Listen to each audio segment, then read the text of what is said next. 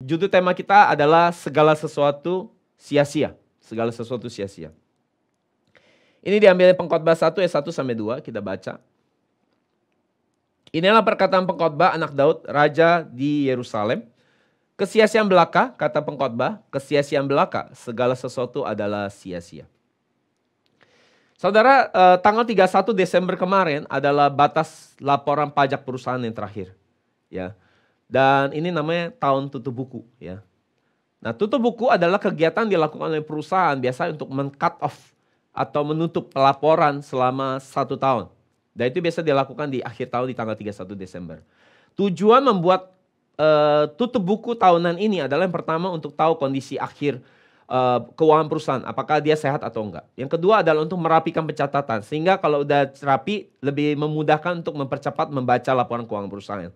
Sehingga yang ketiga manfaatnya adalah bisa ketahuan ada kesalahan pencatatan enggak selama 1 tahun. Dan manfaat yang keempat adalah untuk apa? Yang paling penting nih, untuk menganalisa kebijakan perusahaan. Ya, apa yang kesalahan yang telah dilakukan di masa lalu dan kemudian membuat forecast ya. Membuat perencanaan untuk mengoreksi yang masa lalu dan membuat kebijakan yang baru di masa depan supaya perusahaan tidak mengalami kerugian. Bahkan bisa mengalami peningkatan secara penjualan dan kemajuan perusahaan. Jadi saudara, tutup buku biasa dilakukan bisa di akhir bulan, bisa juga dilakukan di akhir tahun. Dan di dunia rohani ternyata kita juga sebenarnya melakukan tutup buku. Tetapi biasanya tutup buku yang kita lakukan di dunia rohani itu kita lakukan setiap hari. Ya, di setiap hari. Saya nggak tahu saudara melakukan ini nggak setiap hari. Tutup buku harian namanya. Dalam arti tutup buku rohani untuk mengevaluasi hidup saudara 1 hari ini sebelum saudara tidur. Saudara lakukan itu? Yang melakukan ada angkat tangan? Mengevaluasi hidup saudara setiap malam. Apakah ada kata-kata yang tidak berkenan? Ada motivasi hati yang tidak baik, ada tindakan yang mungkin kurang berkenan di mata Tuhan. Apakah saudara melakukan ini setiap hari? Kalau enggak berarti saudara tutup bukunya bulanan. Kalau enggak tutup buku rohani bulanan, saya tutup bukunya di akhir tahun tentunya. Nah kemarin akhir tahun gimana? Tutup buku enggak saudara? Atau malah ngumpul-ngumpul, minum bir, ya bakar-bakar ikan gitu.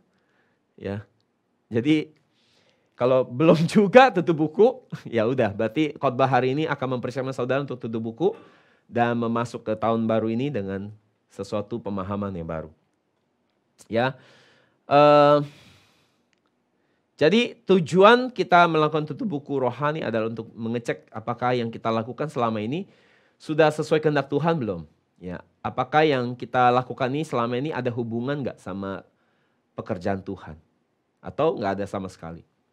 Nah, jadi saudara, saya kalau tanya saudara berapa banyak tahun 2022 kemarin yang saudara lakukan, berapa persen yang sudah menggenapi apa yang Tuhan kehendaki dalam hidup saudara? Sudah berapa persen yang saudara lakukan buat pekerjaan Tuhan? 20%? Ada? 30%? 50%? Apa kebanyakan saya nyebutnya jangan-jangan? Mungkin harus mulai dari 1%. 70%, 80%, 99% ada yang saudara lakukan sudah sesuai dengan kehendak Tuhan. Karena saudara, apapun yang saudara lakukan, ya, sesukses apapun, sehebat apapun, tetapi kalau yang saudara lakukan adalah bagi diri saudara sendiri yang gak ada hubungan sama Tuhan, maka itu adalah keluar dari sasaran Tuhan buat hidup saudara. Maka itu adalah hamartia dalam bahasa Yunani, artinya keluar dari sasaran, dan itu adalah dosa. Ya, waktu saudara hamartia meleset dari sasarannya, maka saudara itu sudah dosa sebenarnya. Dan di awal tahun ini, di tanggal 1 ini, mari kita memulai kembali, ya.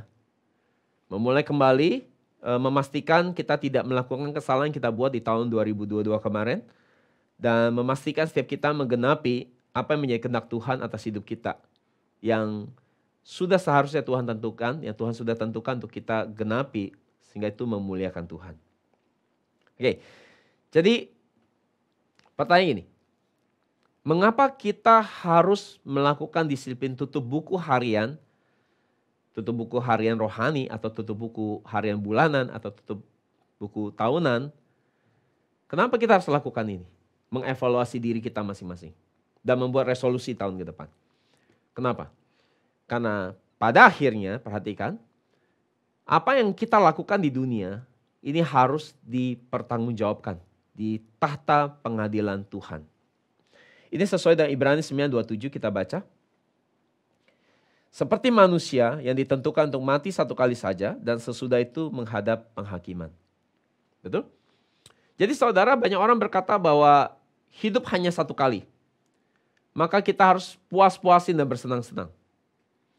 Tetapi Alkitab ingatkan kita justru karena hidup kita hanya satu kali, saudara harus benar-benar pakai yang satu kali ini untuk saudara bisa luput dari tahta penghakiman Tuhan. Betul nggak? Jadi melalui tulisan Salomo di kitab Pengkhotbah, di ibadah awal tahun baru ini saudara, kita akan mengevaluasi hidup kita. Seperti apa hidup yang kita jalani sekarang ini di hadapan Tuhan. Dan apakah saudara kita semua sudah siap untuk menghadapi tata penghakiman Tuhan kalau Tuhan panggil kita. Karena itu mari kita belajar dari hidup Salomo. Salomo hari ini akan mempersiapkan setiap saudara untuk menghadapi tata penghakiman Tuhan melalui khotbahnya. Jadi kita tahu Salomo adalah seseorang raja yang sangat kaya. Dia adalah gambaran manusia yang menikmati seluruh kesenangan yang bisa dinikmati umat manusia. Dia adalah orang yang telah mencapai tingkat karir yang paling sukses, yang paling puncak. Yang diinginkan siapapun juga di dunia ini. Dia telah menikmati begitu banyak kenikmatan dunia. Ya, segala kenikmatan udah lengkap dinikmati oleh Salomo. Tanpa ada satu pun mungkin di dunia ini yang tidak dia nikmati. Dengan uangnya, dia bisa beli dan mendapatkan apa aja yang dia mau. Bahkan mungkin dia baru kepikiran aja, itu barang udah di rumah dia.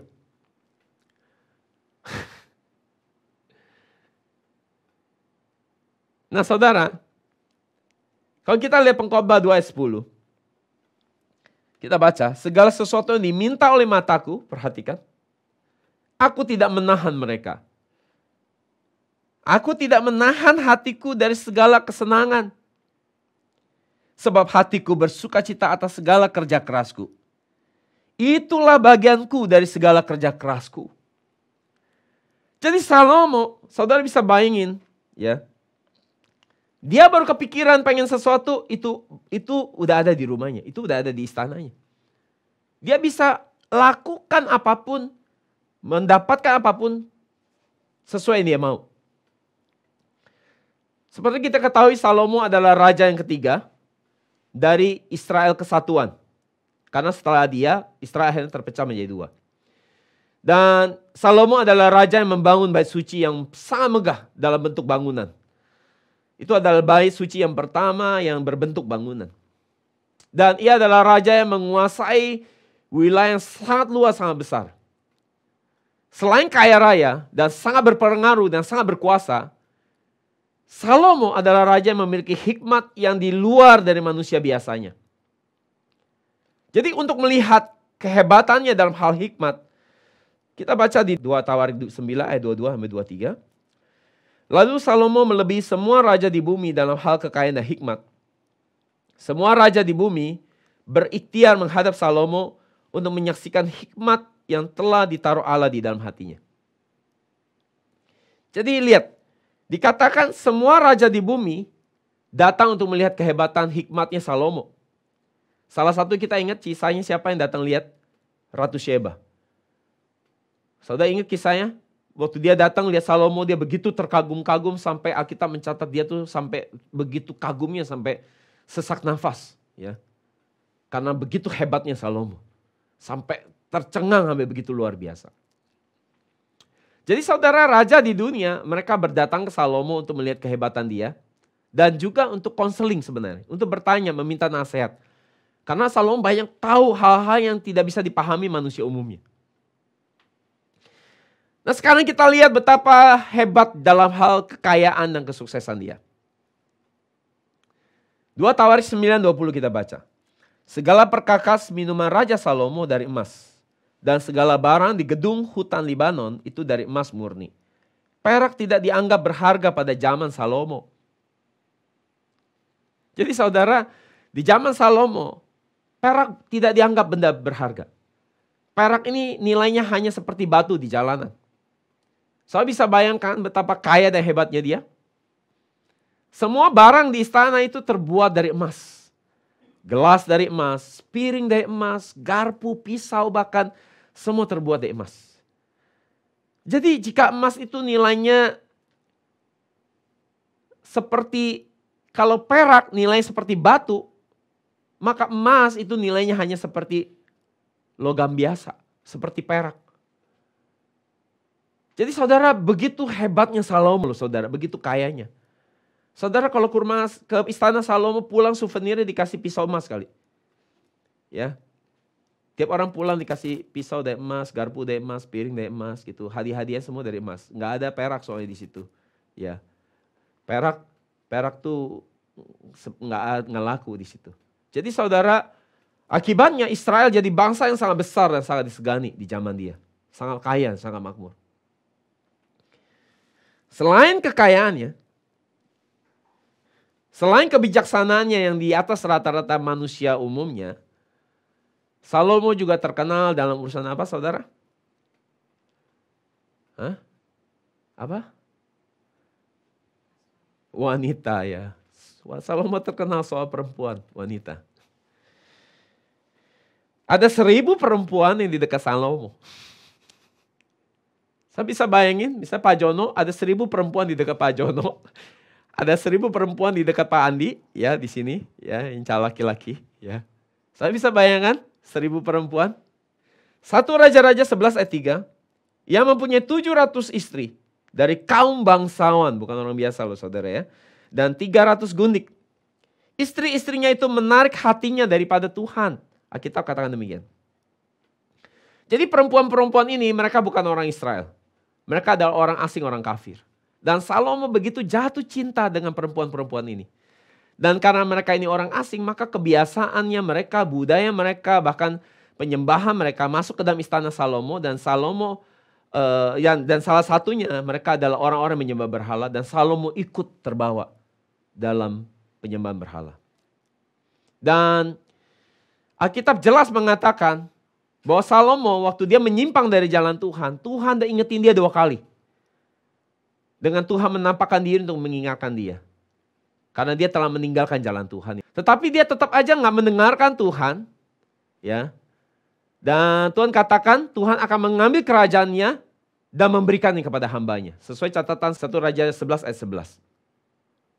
Tetapi meski kelakuan Salomo sampai kayak gitu, Tuhan tetap bermurah hati dengan berkata apa di 1 Raja-Raja 11:13. Bahwa namun demikian kerajaan itu tidak seluruhnya akan kukoyakan daripadanya. 1 suku akan kuberikan kepada anakmu oleh karena hambaku Daud. Ya karena Daud ya. Karena hambaku Daud dan oleh karena Yerusalem telah kupilih. Jadi karena dosa Salomo kita tahu sekarang bahwa bangsa Israel terbagi menjadi 2. Kerajaan utara dan kerajaan selatan. Dan hal ini terjadi karena Salomo telah jatuh cinta dengan banyak perempuan-perempuan asing. Dan bersama mereka ia ikut dalam penyembahan berhala. Dan yang menarik, Salomo jadi begini, itu bukan di saat dia muda. Justru di saat dia sudah tua. Jadi ini kalau orang bilang bandelnya rada telat. Ya, bandelnya pas tua. Dan jika Salomo akhir hidupnya seperti ini, kehidupan imannya berakhir seperti ini, bukankah ini adalah kehidupan iman yang sangat tragis? Ya, sangat menyedihkan bagi seseorang yang sangat peka loh akan Tuhan. Ya, sangat dekat dengan Tuhan. Dan jika saudara membaca Alkitab di referensi Alkitab yang lain, tidak ada catatan seperti apa keadaan hidup Salomo. Jadi kita bisa aja nyimpulin bahwa Salomo adalah gambaran orang yang memulai dengan baik, tetapi mengakhiri dengan sangat buruk. Ia adalah orang yang tidak finishing well. kalau kita mau melihatnya seperti itu. Betul? Apakah Salomo tidak finishing well? Menurut saudara? Apakah dia orang yang memulai dengan baik, mengakhiri dengan buruk? Akan tetapi, jika saudara membaca buku Pengkhotbah, buku ini ditulis oleh Salomo, dan di buku ini menjelaskan bagaimana akhir hidup Salomo. Di akhir hidupnya, Salomo menemukan arti hidup yang sesungguhnya. Nah, ini yang penting. Dan dia menemukan jalan pertobatan bagi dirinya. Ya, kita lihat sekarang, kitab Pengkhotbah dalam bahasa Ibrani dinamakan kitab Kohelet. Kohelet artinya adalah pembicara atau pengkhotbah. Bisa juga artinya mengumpulkan sidang jemaat. Jadi ini seperti seorang pembicara atau pengkhotbah yang mengumpulkan orang-orang ke dalam pertemuan sidang jemaat yang besar untuk menyampaikan kesimpulan atau menyampaikan sesuatu. Ini seperti saudara hari ini datang ke gereja mendengar pendeta berbicara untuk menyampaikan sebuah pesan yang penting. Dan karena pembicara di sini sedang mengumpulkan sidang jemaat yang besar pada pertemuan yang besar ini, maka apa yang ia sampaikan ini adalah seperti keputusan yang akhir. Kesimpulan akhir. Atau wasiat yang terakhir dari si pengkhotbah ini. Pembicara ini. Di Pengkhotbah ayat 1, di teks yang kita baca dikatakan inilah perkataan pengkhotbah. Maka pengkhotbah di sini, Kohelet di sini, sudah pasti itu adalah Salomo. Dan dia sedang mengumpulkan semua orang, ya, termasuk kita yang sekarang membaca kitabnya. Artinya dia juga mengumpulkan kita semua hari ini untuk dia menyampaikan hari ini bagi saudara wasiat yang terakhir sebelum kematiannya. Kitab Pengkhotbah, saudara, dalam bahasa Inggris kitab ini disebut Ecclesiastes. Artinya dalam bahasa Yunani adalah gereja. Jadi ini adalah akar kata dari Kohelet, yang artinya mengajak orang berkumpul untuk menerima wasiat yang terakhir, untuk menerima firman yang terakhir. Jadi melalui buku Pengkhotbah, Salomo sedang memberitahukan kepada generasi-generasi di depan. Setelah dia, termasuk saudara hari ini yang dengar dan baca tulisan dia. Ia sedang menyampaikan tentang kesimpulan akhir hidupnya. Jadi ini buku yang memberitahukan kepada kita seperti apa penutupan akhir. Penutupan akhir hidup Salomo. Tutup buku akhir hidupnya dia. Bukan tutup buku tahunan lagi nih. Ini udah tutup buku seluruh hidup dia secara rohani. Ini yang dia akan sampaikan buat saudara siang ini. Sebagai raja, sebagai seorang menerima hikmat dari Tuhan, ia adalah orang yang menikmati banyak hal-hal yang baik, hal-hal yang rohani, maupun hal-hal yang jasmani. Hal-hal yang rohani maupun rohana. Ia telah merasakan seluruh kenikmatan di dunia. Ya, tidak ada satupun yang tersembunyi. Di dalam hal berkencan, ia memiliki 1000 perempuan di hidupnya. Saudara mau kurang puas gimana lagi? Ya, kalau jadi Salomo. Apakah dia bahagia dan puas? Apakah dia berkata bahwa aku sangat puas dan bahagia setelah menikmati dunia rohani dan dunia rohana? Apa seperti itu? Melalui buku Pengkhotbah, kita dapat melihat bahwa ternyata di penghujung akhir hidupnya, ia berkata apa? Sesuai tema kita, semua sia-sia. Segala sesuatu sia-sia. Semua yang di bumi ini sia-sia. Jadi ketika ia melihat ke belakang hidupnya, pada akhirnya tersadar bahwa semua sia-sia. Dan kali ini dia benar-benar bertobat di hadapan Tuhan dan meminta pengampunan supaya pada saat ia menghadap tahta pengadilan Tuhan, ia bisa datang dengan penuh keberanian. Sekarang kita lihat pembelajaran dari kitab Pengkhotbah. Kesimpulan akhirnya adalah segala sesuatu adalah sia-sia. Kita baca, kesia-siaan belaka, kata Pengkhotbah, kesia-siaan belaka, segala sesuatu adalah sia-sia. Jadi ini adalah kesimpulan akhirnya.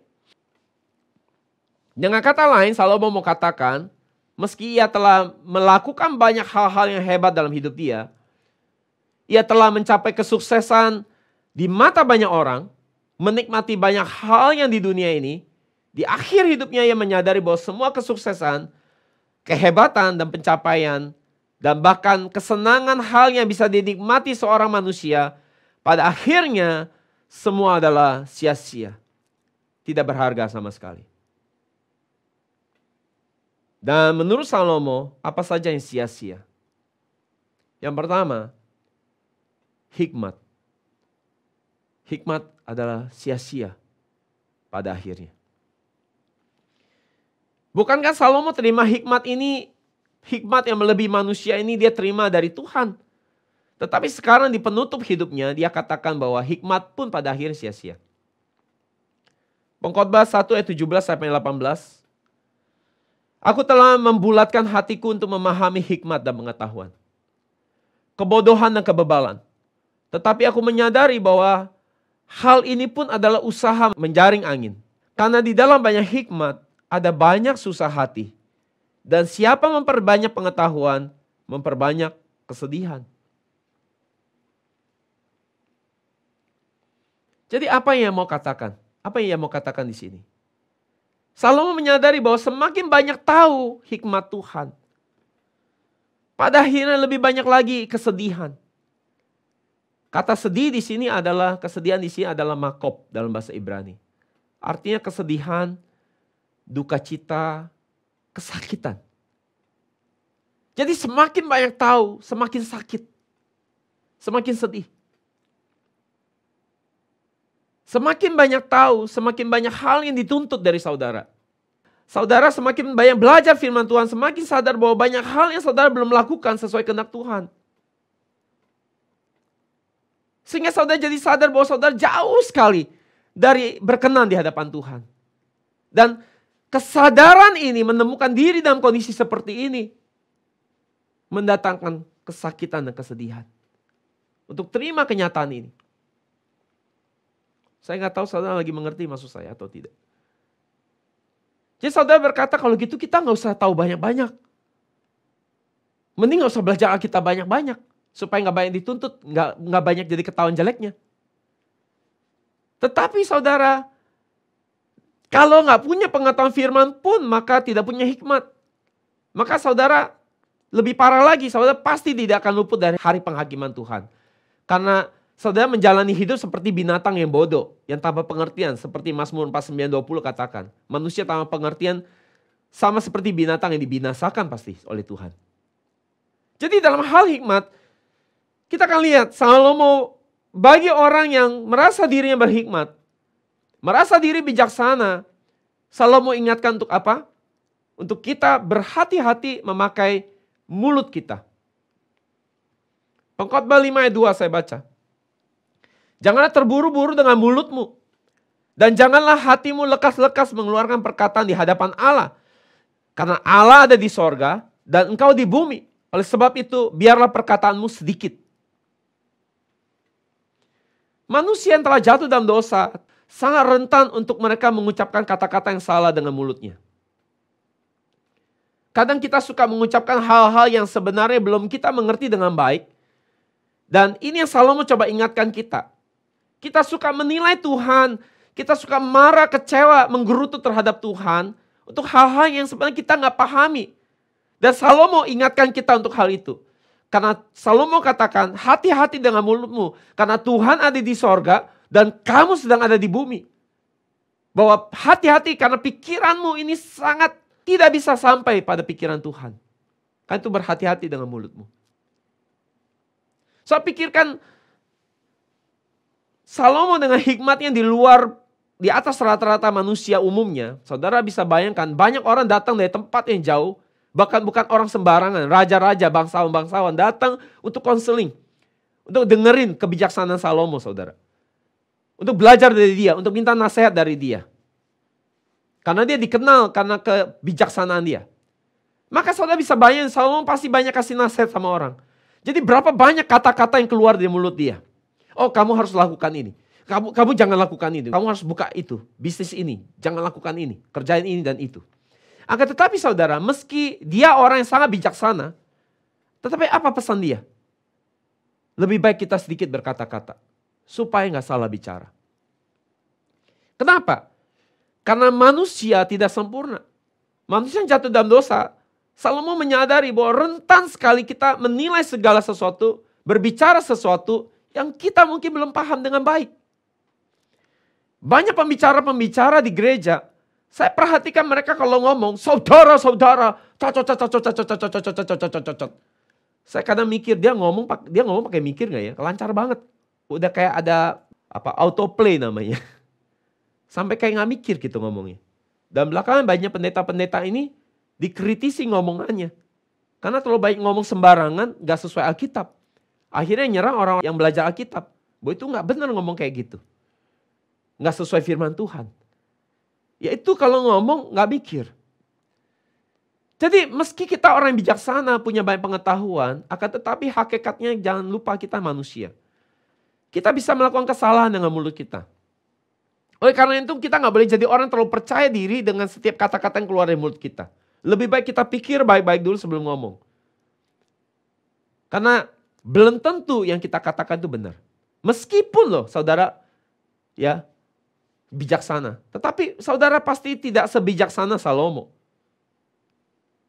Salomo yang bijaksana aja gak sembarangan. Saudara di sekeliling kita ada orang-orang yang suka memberikan nasihat. Betul? Menggurui. Karena mereka merasa dirinya lebih bagus, ya, lebih banyak tahu, lebih bijaksana. Jadi mereka merasa dirinya lebih pantas memberikan pandangan buat saudara. Akan tetapi orang-orang seperti ini mereka tidak sadar bahwa nasihat yang mereka kasih kadang-kadang bikin orang bingung. Bikin orang susah hati. Apalagi mereka bawa nama Tuhan, mereka dengar suara Tuhan. Saudara harus gini-gini. Saudara jadi serba salah. Nggak dilakukan tapi saudara nggak confirm. Tapi dia udah bawa nama Tuhan. Jadi saudara jadi takut. Takut salah kan? Udah bawa nama Tuhan.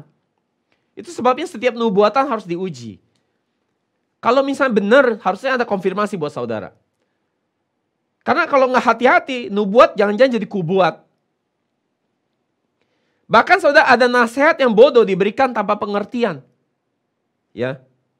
Dan tanpa pemahaman yang mendalam, sekedar ngomong tanpa punya dasar yang kuat, bicara seperti itu. Jadi itu jadi nasihat yang sia-sia, nasihat gak ada artinya. Jadi saudara, apa yang Tuhan mau sampaikan di sini, manusia telah jatuh dalam dosa.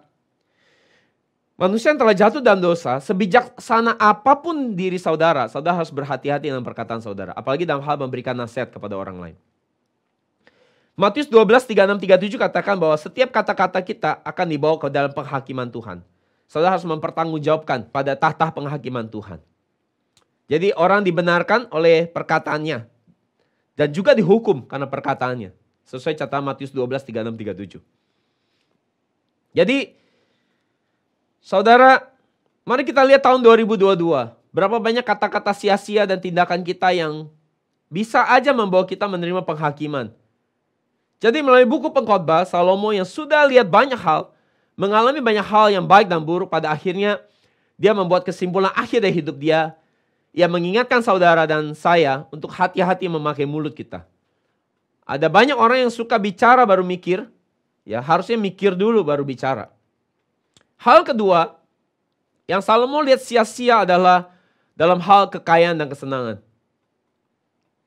Bagi Salomo, kekayaan dan kesenangan hidupnya yang pencapaian yang begitu puncak dalam hidup dia, pada akhirnya semua juga sia-sia. Salomo dia punya uang yang gak habis-habisnya saudara. Itu seperti air yang mengalir terus.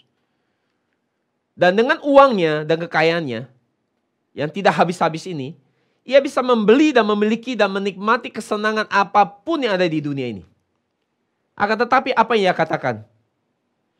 Pengkhotbah 2:1, aku berkata dalam hati, mari aku hendak menguji kegirangan.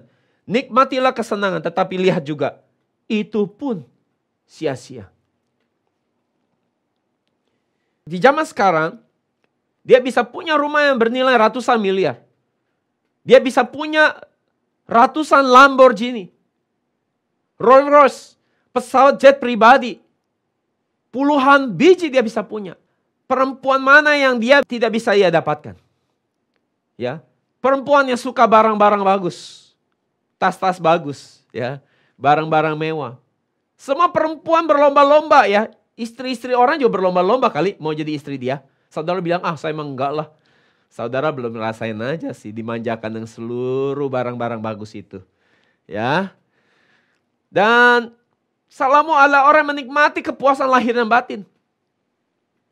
Kita pikir dia akan berkata dia puas sekali menikmati semua ini. Tetapi dia katakan pada akhir semua sia-sia. Tidak ada nilainya, tidak ada gunanya.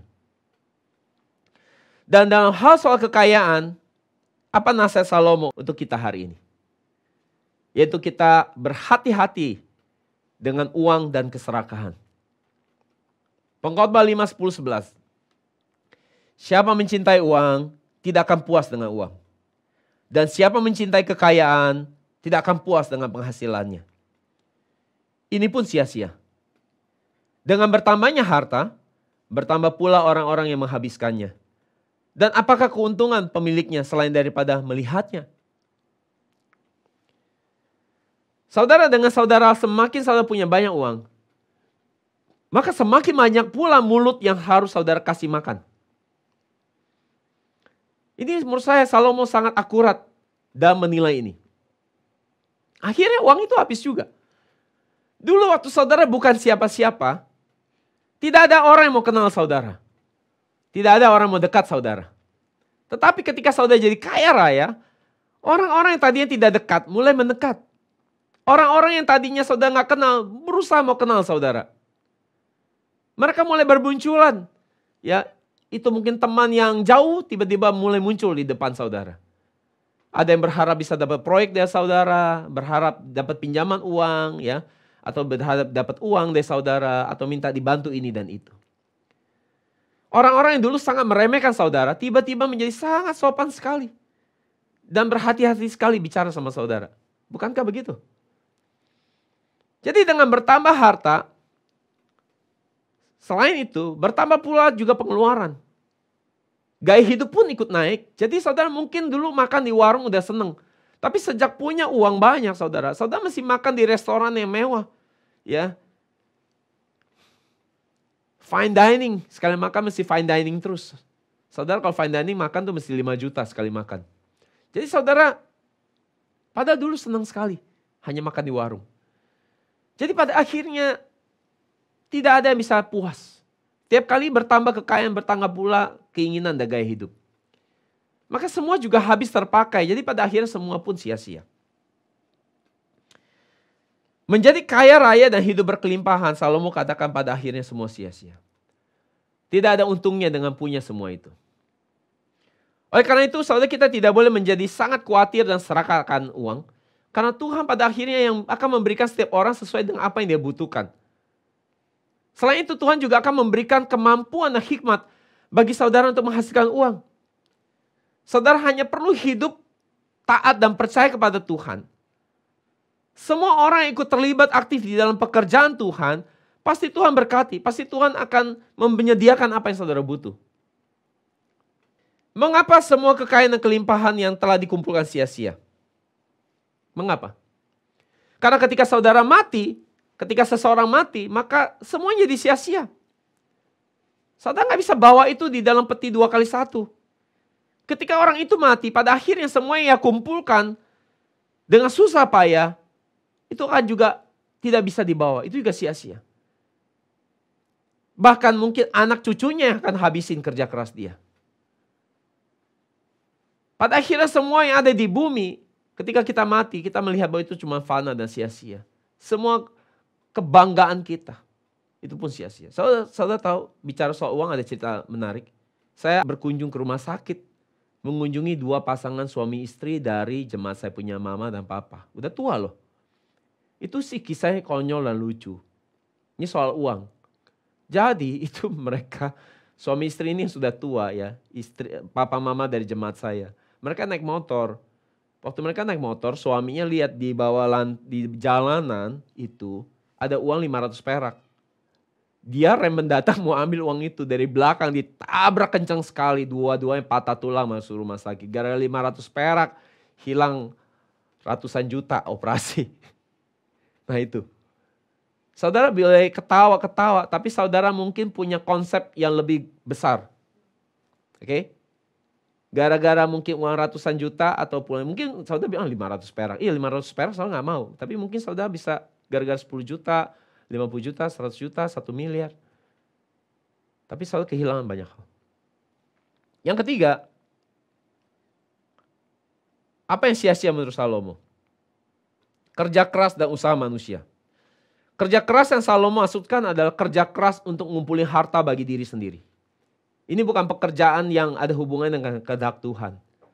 Semua kerja keras yang kita lakukan bagi diri kita sendiri untuk membangun kerajaan kita, untuk membangun kenyamanan, kesenangan, dan kenikmatan kita bagi diri kita sendiri, pada akhirnya itu pun sia-sia. Tuhan akan membiarkan orang berdosa untuk bersusah payah kumpulin semua hartanya. Ya, ujung-ujungnya harta itu akan dipindahkan, dikasih sama orang yang baik di mata Tuhan. Ini sesuai Pengkhotbah 2 ayat 26 kita baca. Sebab kepada orang yang baik di hadapannya, Allah memberikan hikmat, pengetahuan, dan sukacita. Oke? Bagi saudara orang baik di hadapan Tuhan, Tuhan kasihnya hikmat, pengetahuan, dan sukacita. Namun kepada orang berdosa, Ia memberi tugas. Nah ini perhatikan. Untuk mengumpulkan dan menimbun, untuk diberikan kepada orang yang baik di hadapan Allah. Jadi saudara kasih tugas ngumpulin semua, ya, ujung-ujungnya dikasih ke orang lain, ke orang baik. Ini pun sia-sia dan usaha menjaring angin. Salomo katakan. Jadi mereka yang kerja keras untuk kumpulin harta bagi dirinya sendiri. Udah susah-susah kumpulin uang dan kekayaan itu. Ujung-ujungnya semua kerja kerasnya dia itu hanya dikasih ke orang lain. Orang lain nikmati hasilnya. Semuanya dipindahin ke orang lain tanpa ada yang tersisa. Maka pada akhirnya semua kerja kerasnya juga jadi sia-sia. Pengkhotbah 2:18 kita baca. Aku membenci segala kerja kerasku yang kuusahakan di bawah matahari. Karena aku harus meninggalkannya kepada orang yang datang sesudah aku. Benar? Jadi mereka yang kerja keras setelah uangnya banyak, hidupnya sudah enak ya. Saudara hati-hati, pada akhirnya semua uang itu akan dipindahkan ke orang lain. Orang lain nikmati. Generasi setelah saudara yang menikmati. Nah, kalau generasi di bawah saudara tidak bisa ngembangin, ya udah habis. Biasanya sebuah perusahaan bisa tahan hanya sampai 7 generasi. Habis itu sahamnya dijual. Generasi yang ketujuh mungkin udah gak bisa pertahanin. Bagi kita yang udah kerja keras, ya Salomo ingatkan ini. Jadi apa yang mesti kita hati-hati berikutnya? Ya, bagi kita yang sudah kerja keras, udah kumpulin uang banyak, hidupnya udah nyaman dan enak, Salomo ingatkan berhati-hati soal perempuan dan kesenangan dunia. Saudara, orang kalau sudah enak hidupnya, sudah nyaman, sudah punya banyak hal, ya berikutnya yang dicari adalah perempuan dan kesenangan. Kalau saudara punya 1000 perempuan dalam hidup saudara, seperti Salomo, kesenangan apa lagi yang saudara tidak nikmati di dunia ini? Untuk bisa punya 1000 perempuan disimpan di rumah saudara, saudara harus punya duit yang banyak loh. Karena perempuan-perempuan ini kebanyakan bangsawan. Jadi mereka anak-anak orang kaya. Saudara harus punya duit yang banyak buat maintain mereka loh. Ya, mereka kosmetiknya yang nilai lipstiknya mungkin harganya 2 juta, ya kan? Parfumnya mungkin harga 10 juta, ya kan? Ya, tas-tasnya harus yang branded, barang-barang yang bagus ya. Saudara bisa bayangkan, itu baru istri ya. Belum anak-anak mereka loh. Belum mungkin mertua saudara. Nah, saudara bisa bayangin betapa banyaknya duit Salomo. Nggak habis-habis loh. Ya, belum lagi nanti dia punya tante lah, dia punya ponakan lah. Wah, itu saudara harus maintain itu. Saudara duitnya nggak habis-habis Salomo. Saudara ini seperti Raja Thailand ya, yang kemarin COVID berlibur bawa perempuan banyak ke Swiss di hotel ya, nginep rumah ini ngabisin duit banyak. Seperti ini. Jadi nggak ada kenikmatan duniawi yang jadi rahasia buat Salomo. Pengkhotbah 2 ayat 8, 10 dan 11 kita baca. Aku juga mengumpulkan bagiku sendiri perak dan emas, serta harta raja-raja dan provinsi-provinsi, atau terjemahan lain wilayah-wilayah baru. Aku menyediakan bagiku sendiri para penyanyi laki-laki dan perempuan. Jadi Salomo menikmati dunia entertainment yang terkini di zaman dia loh. Ya, yang gak dinikmati orang umumnya, dia udah nikmatin ya. Ya mungkin kalau orang lihat tarungnya apa? Tarung apa ayam jago. Salomo iya tarungnya udah tarung manusia ya, manusia sama manusia Bertarung gitu ya. Jadi dia udah menikmati dunia entertainment yang paling canggih di zaman dia. Dan serta dikatakan serta kesenangan anak-anak manusia yaitu banyak gundik. Jadi banyak perempuan, ini yang dicari pria-pria. Jadi Tuhan sudah ingatkan Salomo untuk berhati-hati soal perempuan. Tetapi dia bukannya dengerin Tuhan, dia malah ngambil 1000 perempuan untuk jadi istri buat nemenin dia. Ayat 10, segala sesuatu yang diminta oleh mataku, aku tidak menahan mereka. Aku tidak menahan hatiku dari segala kesenangan. Sebab hatiku bersuka cita atas segala kerja kerasku. Itulah bagianku dari segala kerja kerasku. Sih, aku pantas terima ini semua. Karena aku udah kerja buat dapet ini semua. Jadi kalau itu istri orang, atau itu anak orang, Salomo suka, Salomo suruh bawa pulang, itu harus dibawa pulang. Siapa yang berani lawan? Dia sangat berkuasa loh saudara. Dan lagian perempuan mana yang gak mau dimanjakan sama Salomo dengan kemewahan yang ditawarkan? Ha? Saudara gak mau? Hah? Jangan gitu deh. Ya. Ya. Bisa-bisa saudara tinggalin nih sekarang nih. Kalau dikasih iming-iming, wah dapat ini, mungkin ditinggalin suami sekarang. Karena yang sekarang lebih bisa memanjakan gitu. Ya, tapi di NJM enggak lah ya. Di luar banyak wanita-wanita yang suka barang-barang bagus. Ya. Saya kemarin bilang sama pendeta-pendeta ya. Sekarang mereka ngomongnya idealis sekali ya. Wah jiwa-jiwa melayani. Saya bilang tunggu jemaatnya udah banyak dulu deh baru ngomong. Tunggu persepuluhannya udah gede dulu deh. Ya. Baru ngomongnya bagus-bagus. Belum nyampe gak usah ngomong. Jadi saya bilang sama teman-teman saya pendeta yang punya mimpi maunya ngomongin bagus-bagus. Saya bilang sekarang kalian tim akur, tapi tunggu nanti duit gereja udah banyak. Kalau duit gereja udah banyak, coba masih akur gak? Kalau sekarang mah dikit gak ada yang mau pegang itu gereja. Tapi coba kalau udah gede. Semua berebut kekuasaan, duit dan segala macam. Ayat 11, kemudian aku berpaling kepada semua pekerjaan yang telah dilakukan oleh tanganku. Dan semua kerja keras yang telah kuusahakan, lihatlah. Semuanya sia-sia dan usaha mengejar angin. Tidak ada keuntungan di bawah matahari. Jadi Salomo, ia udah bekerja keras ngumpulin hartanya. Ia udah menghabiskan banyak uangnya untuk mendapatkan lebih banyak wanita. Pada akhirnya itu pun sia-sia. Ia mengakui bahwa tidak ada kepuasan dan kesenangan yang benar-benar bisa dinikmati selamanya. Semua kesenangan, saudara, sesenang apapun itu, pada akhirnya itu tidak ada yang tersisa. Tidak ada yang berkesan, sama sekali. Karena kita akan mati dan semua kesenangan itu akan berakhir. Kesimpulan. Apa kesimpulan akhir dari pengajaran Salomo bagi kita hari ini? Saat ini ia sedang bicara di depan saudara sebagai seorang yang sudah menikmati banyak hal di dunia ini. Mau itu dunia rohani maupun dunia jasmani.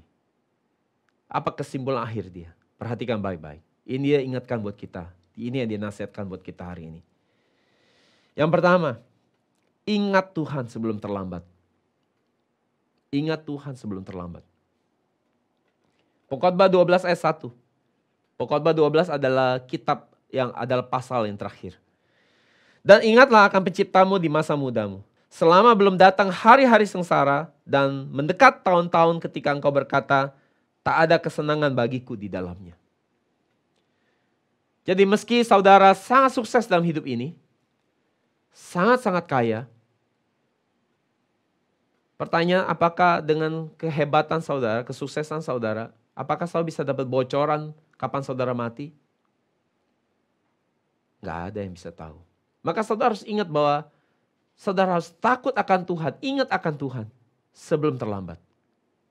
Tetapi apakah generasi muda kita, waktu kita bilang bahwa hati-hati kapan aja kamu bisa mati, apakah mereka ketika tahu fakta ini mereka jadi takut dan khawatir? Enggak kan? Mereka cuek-cuek aja karena mereka pikir mereka masih sehat, umur mereka masih panjang. Ngapain mikirin hal-hal yang terlalu jauh mengenai kematian? Toh saya masih muda. Saudara, waktu itu saya melayani seorang muda saudara ya. Anak rohani saya umur 25, lulusan Australia. Sebelum saya married, saya suka nginep sama dia, tidur sama dia. Itu saya suka main pingpong sama dia, di rumahnya ada meja pingpong. Waktu itu kita ada retreat champion gathering. Dia bilang sama mamanya dia juga mau ikut retreat di kita. Selesai retreat saya udah capek sekali, pelayanan kuasa zaman dulu, musir setan, impartasi roh kudus itu udah habis ya.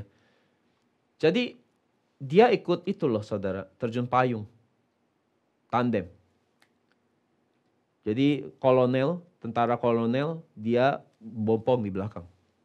Saya dapat kabar bahwa dia mati. Jadi anak rohani saya ganteng banget. Waktu saya sampai di PMI Bogor, saya ingat banget. Saya lihat tulang sini udah keluar. Matanya udah keluar semua. Kolonelnya kakinya udah dibalik gitu, udah nggak berbentuk. Itu waktu dia terjun payung, ternyata payungnya nggak buka, dahinya jatuh di sawah, masuk sampai 3 meter atau 5 meter ke dalam tanah. Udah nggak berbentuk. Saya biasanya kalau lihat gituan, karena belum pernah lihat gituan, saya suka lihat dengan baik sih. Saya rekam di memori saya, buat pengingat saya. Tapi hasilnya adalah 3 hari tiap kali saya mandi, mukanya dia itu terbayang-bayang sama saya. Mukanya mengerikan, nggak ada gantengnya lagi. Sedih banget lihatnya. Umur 25. Seorang muda, kita nggak tahu kapan kita selesai. Kita pergi keluar rumah, kita pikir kita baik-baik ya. Tiba-tiba ternyata itu hari terakhir kita. Kita nggak pernah tahu. Percayalah saudara, saya sudah lihat banyak hal di dunia ini. Ya, baik yang tua maupun muda, tidak ada yang imun. Jadi saudara, mari kita baca Pengkhotbah 12, 13, 14. Ini adalah pasal terakhir dari buku Pengkhotbah. Terjemahan FAYH. Inilah kesimpulan akhir. Takutlah akan Allah dan taatilah perintah-perintahnya, karena itulah kewajiban setiap orang. Allah akan mengadili kita untuk segala sesuatu yang kita lakukan, termasuk setiap hal yang tersembunyi, yang baik maupun yang buruk. Jadi ini adalah kesimpulan akhir dari buku Pengkhotbah, yaitu apa? Takut akan Tuhan dan taat perintahnya. Itulah yang terpenting. Mengapa takut akan Tuhan dan taat perintah Tuhan sangat penting? Karena semua tindakan, semua perbuatan akan dibawa ke tahta pengadilan Tuhan. Jadi saudara perintahkan harus ingat hal ini sebelum apa? Pengkhotbah 12, 6-8 kita baca. Sebelum rantai perak putus, atau cawan emas pecah, sebelum tempayan terserak di dekat mata air, atau roda di sumur rusak, dan debu kembali ke tanah seperti semula, roh kembali kepada Allah yang mengaruniakannya. Kesia-siaan adalah sia-sia. Kata pengkhotbah, segala sesuatu adalah kesia-siaan. Sebelum kematian menjemput kita harus pastikan bahwa kita dapat berdiri dengan berani menghadap tahta pengadilan Tuhan. Kita harus ingat baik-baik bahwa semua kita akan dihakimi dengan apa yang kita lakukan. Apakah itu baik maupun buruk. Bahkan hal-hal yang tersembunyi yang hanya kita dan Tuhan yang tahu. Pengkhotbah 12:8 katakan bahwa kesia-siaan adalah kesia-sia. Mengapa dia tekankan tentang kesia-siaan? Karena Raja Salomo sebelum ia mati, ia melihat ke belakang hidupnya. Ia kembali mengingat bahwa ia sudah melakukan banyak hal, menikmati banyak hal, mengalami kemenangan dalam banyak hal. Tapi pada akhirnya dia menyadari bahwa ia harus menghadap tahta pengadilan Tuhan secara pribadi dalam hidup dia. Dia mulai berpikir apa yang harus aku katakan ketika aku berdiri di tahta pengadilan Tuhan. Apa yang aku harus bawa ketika aku datang menghadap tahta pengadilan Tuhan. Ketika memikirkan hari itu, dia mulai sadar bahwa tidak ada yang bisa ia bawa di hadapan Tuhan. Sehingga akhirnya dia menyimpulkan bahwa semuanya sia-sia. Tidak ada hal-hal di bumi yang ia bisa bawa dan banggakan di hadapan Tuhan. Semuanya sia-sia. Hikmat yang ia punya, kehebatan yang ia punya, kekayaan, kekuasaan, semua perempuan yang dia miliki, raja-raja yang terpandang, yang kagum sama dia, yang menyukai dia, semua itu sia-sia. Tidak ada berguna sama sekali. Tidak ada yang kelihatan luar biasa. Tidak ada satupun hal yang luar biasa yang dia punya di bumi ini yang bisa dibawa sama Tuhan. Itu yang Salomo sadari. Apakah saudara bisa bilang waktu saudara di tahta pengadilan Tuhan, saudara bilang, "Hei, saya ini direktur loh." Berani saudara ngomong gitu? Saya ini kayaknya 7 turunan loh. Saya banyak bikin mujizat ini. Saya pendeta hebat loh. Saya punya kenalan banyak orang hebat loh. Berani saudara ngomong gitu sama Tuhan? Di tata pengadilannya? Saya rasa saudara pasti gak berani. Jadi itu yang Salomo bilang sia-sia. Pengakuan, pujian, itu pun sia-sia. Bagaimana dengan 1000 perempuan? 1000 istri-istrinya. Apakah 1000 istrinya bisa datang ke Tuhan bela Salomo? Ngomong yang bagus-bagus tentang Salomo? Gak bisa. Itu pun sia-sia. Jadi apa yang terpenting yang harus kita lakukan? Takut akan Tuhan dan taat perintahnya sebelum terlambat. Hanya itu yang perlu kita lakukan. Rasul Paulus menekankan hal yang sama, tetapi dengan melihat angle yang berbeda.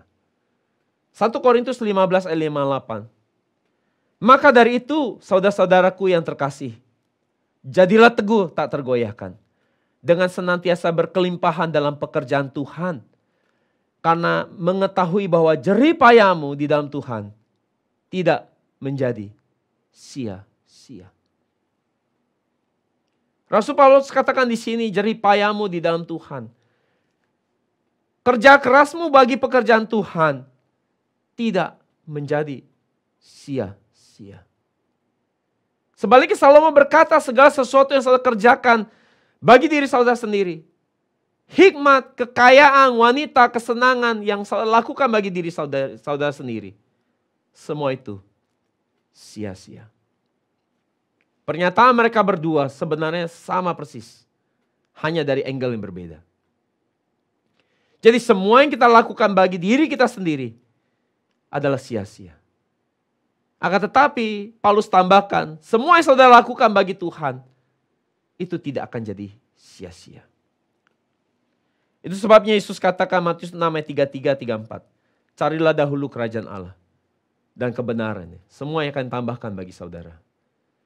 Jangan khawatir akan hari esok. Karena hari esok punya urusannya sendiri. Jadi hidup kita harusnya hanya mencari kerajaan Allah dan kebenarannya. Maka tidak ada yang perlu kita khawatirkan. Karena seluruh kebutuhan kita Tuhan akan cukupkan dan menyediakan bagi kita. Jadi ini yang Salomo saksikan hari buat saudara di pertemuan hari ini. Ini ada wasiat dia yang terakhir. Mari kita lihat tahun 2022 dan memikirkan kembali hidup kita. Hidup seperti apa yang sudah kita jalani selama tahun 2022. Apakah kita banyak melakukan hal-hal yang seharusnya kita lakukan ternyata tidak kita lakukan?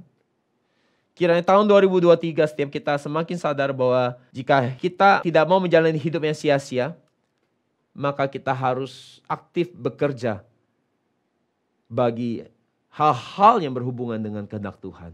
Berhubungan dengan rencana Tuhan. Sebaliknya semua kerja keras yang hanya bagi diri kita sendiri. Bagi kesenangan sendiri. Mau sehebat apapun, sesukses apapun. Pada akhirnya itu sia-sia. Tidak bernilai, tidak berguna sama sekali di mata Tuhan. Pada akhirnya mari kita jadi Salomo dengan melihat ke belakang hidup kita. Bertobat dan membuat resolusi tahun 2023 untuk lebih banyak aktif dalam pekerjaan Tuhan. Ikut aktif saudara di dalam penyebaran firman yang murni ini. Jika tahun ini kita mau bangun gereja onsite, kiranya saudara terlibat aktif juga. Sehingga firman ini boleh semakin tersebar. Dan Tuhan kita dimuliakan. Amin. Hari kami datang kepadamu, kami telah mendengar banyak hal pemaparan dari Salomo. Dari hidup yang dia jalani, kami bisa belajar banyak. Toh kami tidak perlu menjalani kehidupannya. Kami bisa belajar percaya bahwa apa yang dia katakan sungguh benar sebagai orang yang sudah menikmati banyak hal. Pada akhirnya dia menyimpulkan bahwa segala sesuatu yang dilakukan bagi diri sendiri adalah sia-sia.